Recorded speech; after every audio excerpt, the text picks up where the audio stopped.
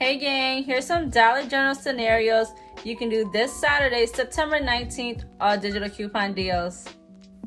Here are the scenarios and deals. Remember guys, digital coupons are one-time use. If you already used your 5 off 30 gain digital, you will not have it again until next month. We only get it once a month. Cottonelle and Scott instant saving deals, your subtotal needs to be at $28. So when that $3 instant savings come off, your 5 off 25 will come off. Regular 5 off 25 deal, your subtotal just needs to be at $25.